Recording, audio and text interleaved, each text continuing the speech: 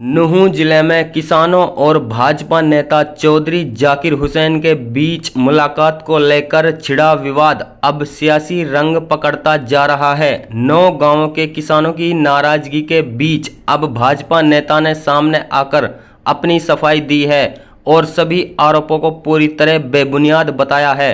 दरअसल बुधवार को रोजगामेव IMT सोना और आसपास के करीब 9 गांवों से बड़ी संख्या में किसान, जिनमें महिलाएं भी शामिल थी, चौधरी जाकिर हुसैन के निवास पर पहुंचे थे। किसानों का कहना था कि उन्हें मुलाकात का समय दिया गया था, लेकिन जब मुलाकात नहीं हो सकी तो गुस्साए किसानों ने विरोध प्रदर्शन किया और हंगामा भी हुआ। इस पूरे कार्यक्रम पर प्रतिक्रिया देते हुए चौधरी जाकिर हुसैन ने कहा कि किसानों को मुलाकात के लिए गुरुवार सुबह 10 बजे का समय दिया गया था, न कि बुधवार का। उन्होंने स्पष्ट किया कि बुधवार को वह पहले से तय कार्यक्रम के तहत फरीदाबाद और दिल्ली दौरे पर थे, इसलिए किसी से मिलने का कोई समय नहीं दिया गया था।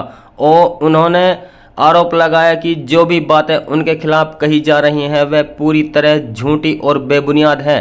चौधरी जाकिर हुसैन ने यह भी दावा किया कि वह लगातार किसानों के मुद्दों को उठाते रहे हैं, चाहे वह विधानसभा हो या आंदोलन का समय। उन्होंने कहा कि वह खुद कई बार किसानों के धरनों में शामिल रह चुके हैं और आगे भी किसानों के साथ खड़े रहेंगे। उन्होंने यह भी बताया कि वह हरियाणा के मुख्यमंत्री नायब सिंह सैनी के सामने किसानों का पक्ष मजबूती से रखते रहे हैं और भविष्य में भी किसानों की मुलाकात मुख्यमंत्री से करवाने के लिए तैयार हैं। अपने बयान के अंत में उन्होंने कहा, किसान जहां भी जाएंगे मैं उनके साथ चलने को तैयार हूं, उनकी हर लड़ाई में साथ हूं और आगे भी रहूंगा। आप देख रहे हैं नूंह मेवात से मुबारिक जमालगढ़ की रिपोर्ट। हमारे चैनल को सब्सक्राइब जरूर कर लीजिएगा। कल मैं अपने सामाजिक और राजनीतिक अपनी व्यस्तताओं के चलते मैं बाहर था, फरीदाबाद और दिल्ली और रात गुड़गांव में।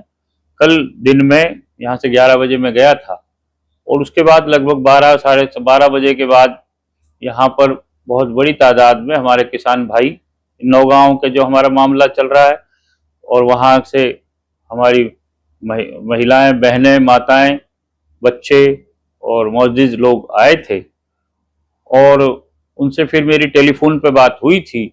जो उनके अग्रणी हमारे किसान नेता हैं दिल्ली के, श्री दलजीत सिंह डागर जी, और उनसे फिर ये बात हुई थी कि आज सुबह 10 बजे यहाँ पर हम लोग आपस में बात करेंगे कि इस मामले में जो भी कोई मदद मेरे स्तर पर हो सकती है मैं ज़रूर करूँगा, मैंने कहा था।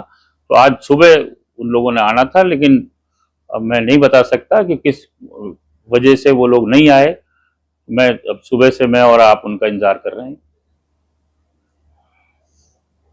आरोप जो लगाए गए हैं कि यहाँ पर मैंने कोई टाइम दिया था, ये बिल्कुल बेबुनियाद और गलत और झूठी बात है।